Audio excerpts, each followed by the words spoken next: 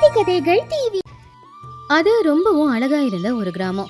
அந்த கிராமத்துல 7 விவசாயிகளும் கூலி வேலை செய்யறவங்களும் இருந்தாங்க. அங்க முத்தையாவும் அவனுடைய மனைவியான லட்சுமியும் ஒரு சின்ன வீட்டுல வாழ்ந்துட்டு இருந்தாங்க. முத்தையா தினமும் பக்கத்து ஊருக்கு போய் அங்க கல் அடிக்கிற வேலையை செஞ்சுக்கிட்டு இருந்தான். அவனுடைய நண்பர் பேரு நாராயணன். நாராயணனுக்கு ஒரு சின்ன டீ கடை இருந்துச்சு. அன்னைக்கு சாயந்தர நேரம் முத்தையா வேலை செஞ்சு ரொம்பவும் களைப்பா நாராயணனுடைய டீ கடைக்கே வந்தான். அங்க டீயை குடிச்சுக்கிட்டு ரொம்பவும் கவலையா, ஐயோ நாராயணா, இன்னைக்கு வெயில் சாதாரணமா இருக்கல. கல் உடைக்கும் போது யாரோ தலையில நெருப்ப கொட்டின மாதிரி இருந்துச்சு. சுத்தமா முடியல. வீட்டுக்கு போய் கொஞ்சம் கஞ்சி குடிச்சாதான் நல்லா இருக்கும். அடா ஆமா முத்தையா, இந்த வருஷம் வெயில் கொஞ்சம் அதிகமாக தான் இருக்கு. இந்த வெயில நீ கல்ல உடைக்கிறத நினைச்சா கவலையா தான் இருக்கு. என்ன பண்றது, பணம் சம்பாதிக்கணுமே. சரி, ஒரு விஷயம்டா. என் மச்சான் ஊர்ல இருந்து வந்திருந்தான். அவன் ஒரு வித்தியாசமான சமையலை பத்தி சொன்னான். அதை கேட்கும்போது நாக்கில் எச்சில் ஊறிச்சு. வித்தியாசமான சமையலா? என்ன அது, பட்டணத்துக்காரங்க சாப்பிட்றதா? ஆமா ஆமா, அது பேரு பிரியாணி. ஆமா, அந்த காலத்துல ராஜாங்க தான் சாப்பிட்டுக்கிட்டு இருந்தாங்களாம். சின்ன அரிசி, நிறைய நெய், கூடவே காட்டான மசாலா, அப்புறம் இளம் ஆட்டுக்கறியையும் போட்டு சமைக்கிற சமையலாமா. பெரிய அண்டால தான் அதை போட்டு சமைப்பாங்களாம். அந்த வாசத்துக்கு பசி இல்லாதவனுக்கும் பசி வருமா. ஆஹா, நீ சொல்லும் போதே அது நல்லா இருக்கும்னு தான் தோணுது. எனக்கும் தான் வாயில எச்சில் ஊறுது. ஆனா நம்மள மாதிரி ஏழைங்களுக்கு ஏது பிரியாணி? நாம அதை சாப்பிட முடியுமா? அது என்னமோ உண்மைதான். ஆனா என்ன பண்றது, மனுஷனாச்சே, சாப்பாட்டுக்கு கூட ஆசைப்படலானா எப்படி? என் மச்சான் சொன்னான், பட்டணத்துல ஒரு தட்டு பிரியாணிக்கு 2 ரூபாவாம். 2 ரூபாயா? அவ்வளோ பணம் எதுக்கு? 2 ரூபாய்க்கு வாரத்துக்கு தேவையான மளிகை சாமானே வாங்கலாமே. அந்த 2 ரூபாய்க்கு ஒரு வேளை சாப்பாடு சாப்பிட சொல்றியா? ஐயோ வேண்டாம் நாராயணா, அந்த பிரியாணியை ராஜாவே சாப்பிடட்டும். சரி முத்தையா, நாம ஏழைங்க, நம்மளால பிரியாணி சாப்பிட முடியாது. ஆனா நாம நமக்கேத்த மாதிரி பிரியாணி செய்யலாம்ல. நாம எப்படி பிரியாணி செய்யறது? நம்ம கிட்ட நெய்யும் இல்ல, சின்ன அரிசியும் இல்ல, மசாலாவும் இல்ல. அப்புறம் எப்படிப்பா பிரியாணி செய்ய முடியும்? சின்ன அரிசி இல்லைன்னா என்ன, அதான் நம்ம ரேஷன் அரிசி இருக்கே. நெய் இல்லைன்னா அதுக்கு பதிலா எண்ணெய், கறி இல்லைன்னா அதுக்கு பதிலா காய்கறி, அப்புறம் மசாலா பொருள் இல்லைங்கிறியா? என் கடையில இஞ்சி பூண்டுன்னு எல்லாம் இருக்கு. நாமளே அதை வச்சு புதுசா சமைக்கலாம். அதுக்கு ஏழைங்களோட பிரியாணின்னு பேரும் வைக்கலாம். கேட்க என்னமோ நல்லா தான் இருக்கு. சாப்பிட நல்லா இருக்குமா? லக்ஷ்மி இதுக்கு ஒத்துப்பாளா? லக்ஷ்மியோட கைப்பக்குவம் யாருக்கு வரும்? கஞ்சியை செஞ்சா கூட அமிர்தம் மாதிரி இருக்கும். நாளைக்கு ஞாயிற்றுக்கிழமை, நமக்கு லீவு தானே. பேசாம நாம 2 பேரும் சமைக்கலாம்.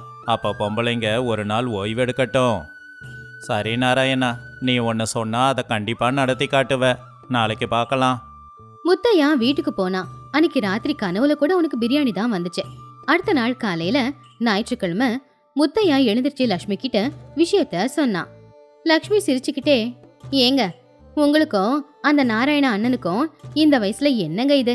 பிரியாணியாமா பிரியாணி? நம்ம கிட்ட இருக்கிறது கேவரும் சோளமும், அதை வச்சு பிரியாணி எப்படி செய்யறது? நீ வேற சும்மா இரு லக்ஷ்மி. நாராயணன் ஏதோ திட்டம் போட்டிருக்கான். நம்ம வீட்டு ரேஷன் அரிசியை கழுவி வை, நான் போய் காய்கறியை வாங்கிட்டு வரேன். காய்கறிக்கு ஏது பணம்? நேத்து வந்த பணம் நேத்தே செலவாயிடுச்சே. முத்தையா தலையை சுரிஞ்சுக்கிட்டு, உண்மைதான், ஆனா என்கிட்ட கொஞ்சம் ரகசியமான பணம் இருக்கு. ரகசிய பணமா? என்னது? என்னோட பழைய சட்டையில பை கிழிஞ்சி போச்சே, அதுல ஒரு 50 பைசா வச்சதா ஞாபகம். அதை எடுக்கிறேன். அதை வச்சு கொஞ்சம் காய்கறி வரும்ல. லக்ஷ்மி சிரிச்சுக்கிட்டே, முடிவு பண்ணிட்டீங்க, போங்க. அண்ணனும் கூட வராரா என்ன? வரான். வரும்போதே மசாலா பொருள் எடுத்துட்டு வரானா. நம்ம வீட்டுல இன்னைக்கு பண்டிகை தான். அப்படி முத்தையா சந்தைக்கு கிளம்புனான். வழியில நாராயணனும் பார்த்தான். 2 பேரும் ஒன்னா கிளம்புனாங்க. முத்தையா, நம்ம கிட்ட இருக்கிறது 50 காசு. இதுக்குள்ளேயே எல்லாத்தையும் பார்த்து வாங்கணும். உருளைக்கிழங்கு விலை கம்மியா இருக்கும். அப்படியே கத்திரிக்காய், தக்காளி எல்லாம் வாங்கணும். நாராயணா, பிரியாணியில கத்திரிக்காய் போடுவாங்களா? ஏழைங்க பிரியாணியில எதை வேணுனாலும் போடலாம் முத்தையா. ரூல்ஸ் எல்லாம் முக்கியம் இல்ல, சுவைதான் முக்கியம். நம்ம விருப்பம்தான். 2 பேரும் கடைக்கு போனாங்க. அங்க சுப்பையா அப்படிங்கிற ஒரு விவசாயி காய்கறிய வித்துக்கிட்டு இருந்தாரு. என்னடா முத்தையா, நாராயணா, 2 பேரும் ஜோடி போட்டு வந்திருக்கீங்களே, என்னப்பா விசேஷம்? சுப்பையா தாத்தா, கொஞ்சம் கம்மி விலையில எங்களுக்கு காய்கறி வேணும். இன்னைக்கு வீட்டில் ஸ்பெஷலாக சமைக்க போகிறோம். ஸ்பெஷல் சமையலா?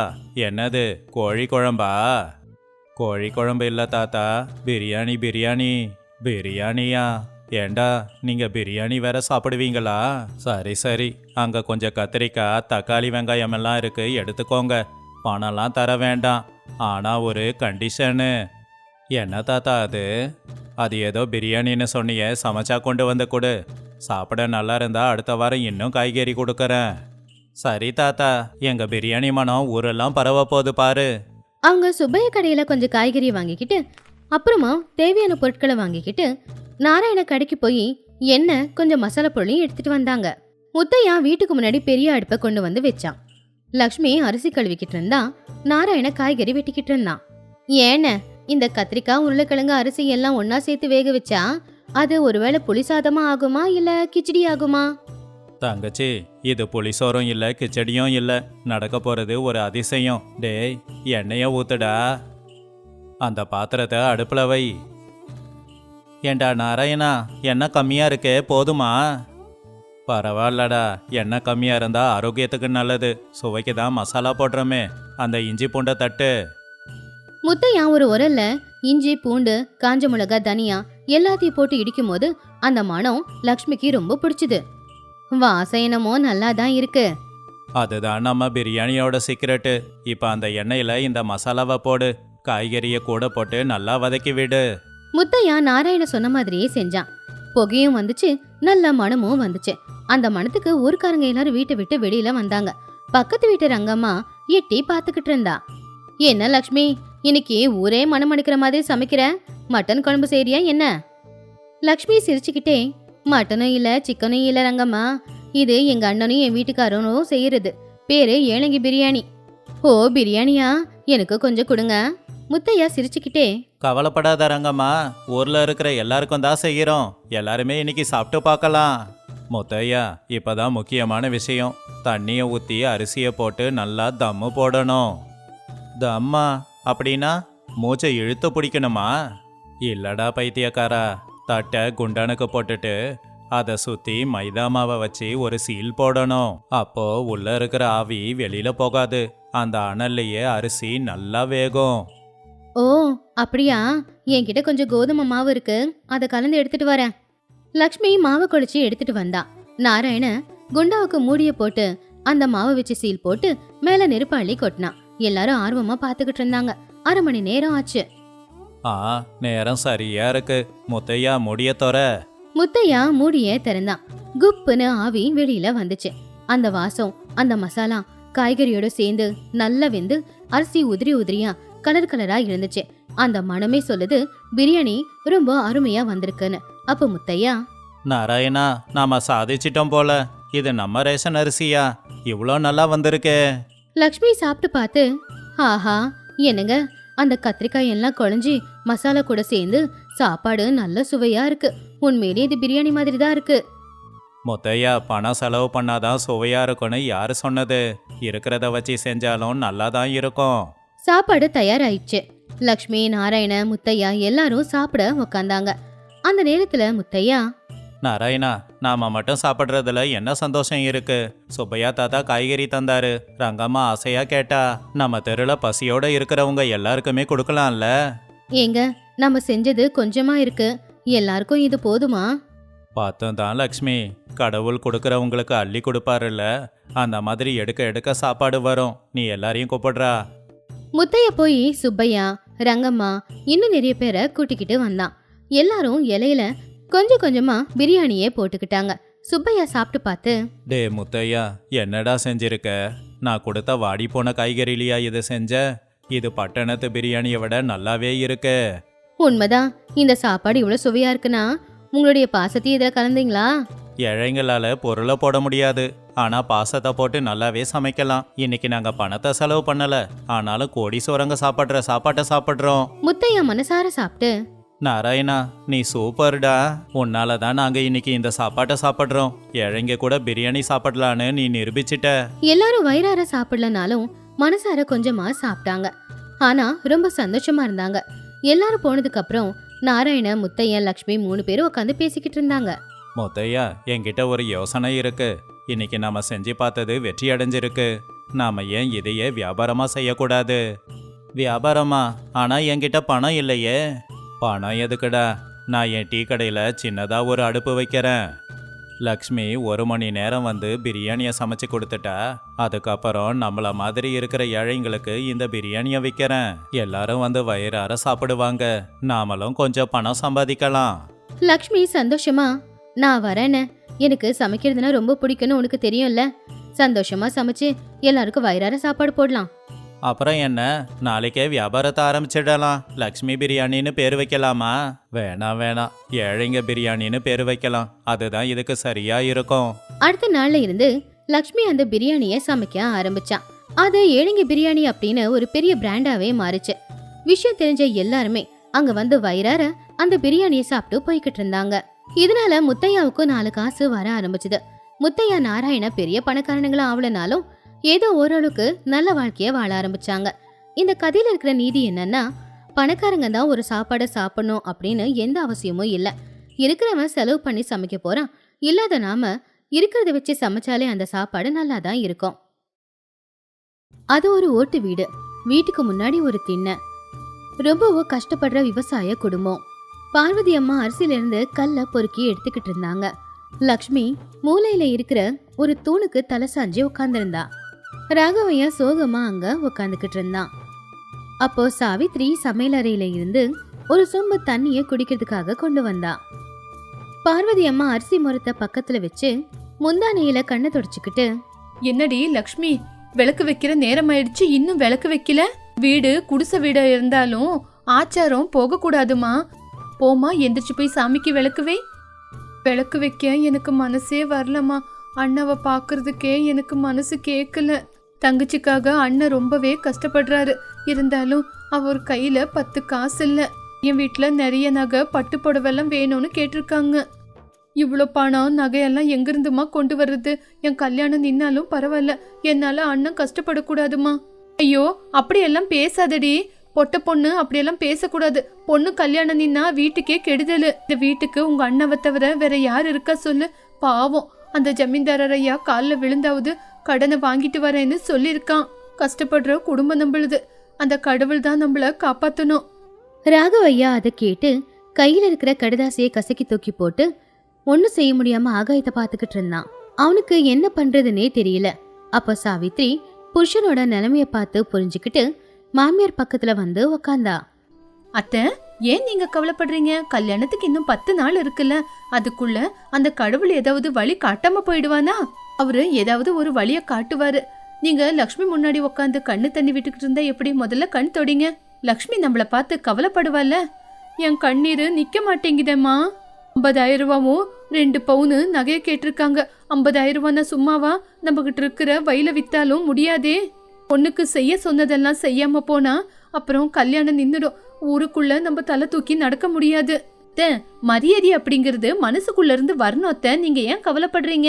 அதான் நான் இருக்கல, கவலைப்படாதீங்க. லக்ஷ்மி, நீ போய் துளசி செடிகிட்ட விளக்கு வைமா. எந்திரிச்சு போமா. அடுத்த நாள் காலையில வீட்டுக்கு பக்கத்துல இருக்கிற கிணத்துக்கிட்ட சுப்பம்மாவும் சாவித்திரியும் தண்ணி எடுக்கும்போது பக்கத்து வீட்டு காந்தம்மா அப்பதான் காலி குடத்தை எடுத்துக்கிட்டு அங்க வந்தா. சாவித்ரி, கல்யாண வேலையெல்லாம் எவ்வளவு தூரம் நடந்திருக்கு? சாப்பாடெல்லாம் நல்லா போடுவீங்களா? சாப்பாடு ஏற்பாடெல்லாம் நடக்குதா? கேள்விப்பட்டேன், உங்க வீட்டுக்காரு கல்யாண செலவுக்கு காசு ஊரு முழுக்க கேட்டுக்கிட்டு இருக்காரா? என் வீட்டுக்கு வந்த சொந்தக்காரங்க கேட்டுக்கிட்டு இருந்தாங்க, லக்ஷ்மி கல்யாணத்துக்கு பட்டு புடவையாவது எடுத்தாங்களா இல்லையான்னு. ஏண்டி காந்தம், உனக்கு எப்பவுமே தேவையில்லாத பேச்சுங்களா? அவங்கவுங்க வீட்டு கஷ்டம் அவங்கவுங்களுக்கு. நீ வந்த வேலைய பாத்தியா போனியான்னு இருந்துக்கோ. நான் இப்ப என்னடி அம்மா கேட்க கூடாததெல்லாம் கேட்டுட்டேன்னு ஆடுறீங்க? எங்க வீட்லயும் என் நாத்தனாருக்கு கல்யாணம் பண்ணோம். எங்க வீட்டுக்காரரு எங்களுக்கு இருந்த வயலெல்லாம் வித்துதான் 10 வகை சாப்பாடு எவ்வளோ ஏற்பாடுங்களை பண்ணிக்கிட்டு இருந்தோம். இந்த ஊர்ல இப்ப கூட எங்க வீட்டு கல்யாணத்தை பத்தி தான் பெருமையா பேசுறாங்க. பொண்ணுக்கு செய்ய வேண்டிய மரியாதையெல்லாம் செய்யலனா நாளைக்கு புருஷன் வீட்டுல போய் அவ எவ்வளவு பேச்சு வாங்குவா? புருஷன் வீட்டுக்கு போகும்போது பொண்ணு சந்தோஷமா அனுப்பி வைக்கணும்ல. அந்தக்கா, ஆடம்பரம் முக்கியம் இல்ல, கௌரவம் தான் முக்கியம். சாப்பிட்டதுக்கு அப்புறம் ஜனங்க கை கழுவிட்டு போயிடுவாங்க. ஆனா காட்டின பாசத்தை மறக்க மாட்டாங்க. எங்க கையால முடிஞ்சது கண்டிப்பா செய்வோம். என் நாத்துனா ரொம்ப கொடுத்து வச்சவ, நல்ல வீட்டுக்கு தான் போறா. உங்களும் மனசால பார்த்தாங்களே தவிர பணத்தை பார்க்கல. ஆமா ஆமா, பேச்சு கோடியையும் தாண்டிடும். ஆனா செய்கல காட்டணும்ல. நேத்து உன் வீட்டுக்காரரை பார்த்தேன், தாலி செய்ய கூட காசு இல்லைன்னு சொன்னாங்க. பாருங்க, தாலியாவது செஞ்சு கொடுக்குறீங்களா இல்லையான்னு, இல்லனா மண்டபத்துல மரியாதை போயிடும்.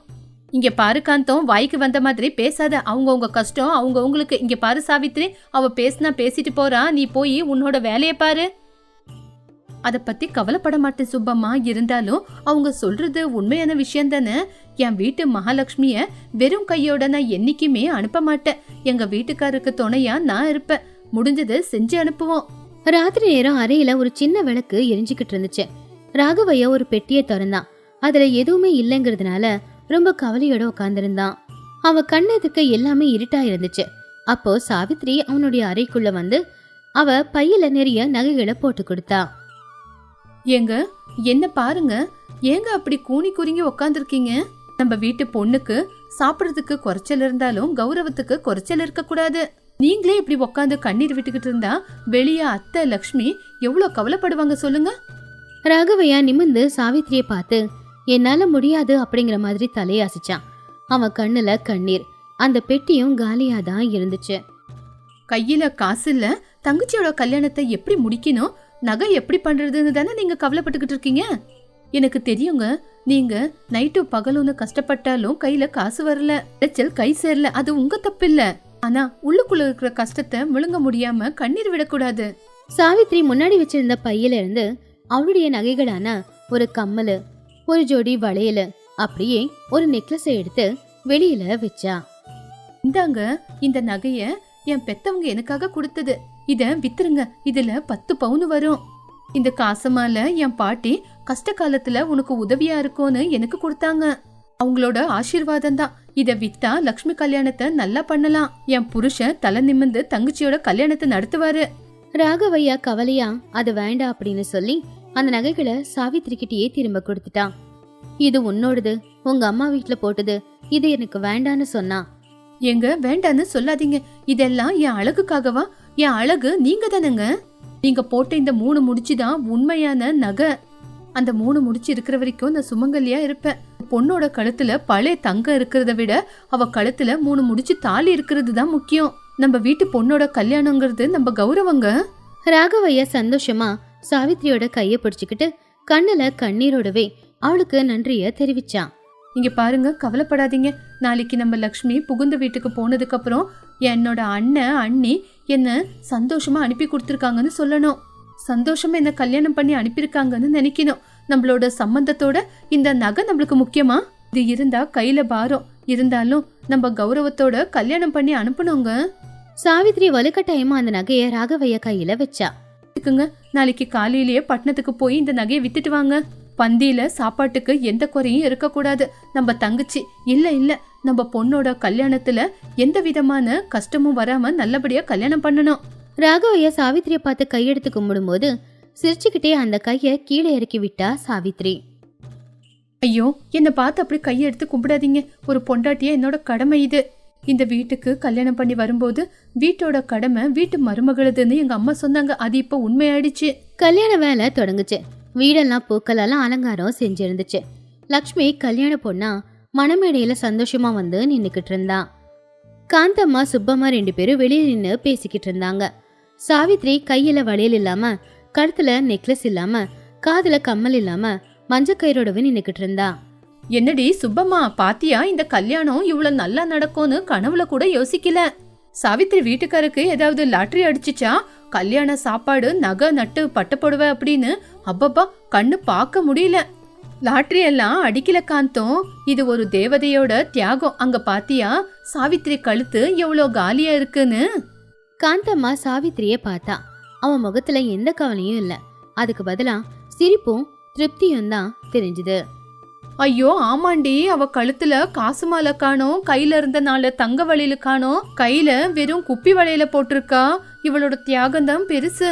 ஆமா, தன்னோட புருஷனோட கௌரவத்துக்காக, நாத்தனாரோட சந்தோஷத்துக்காக அவளோட நகையெல்லாம் கழட்டி கொடுத்திருக்கா. அவளோட தியாகம் தான் இந்த பந்தலுக்கு வெளிச்சத்தை கொண்டு வந்திருக்கு. உன்ன மாதிரி ஜனங்க எதுவுமே பேசக்கூடாதுன்னு இந்த மாதிரி தியாகத்தை பண்ணிருக்கா. தியாகம்னா இதுதான்.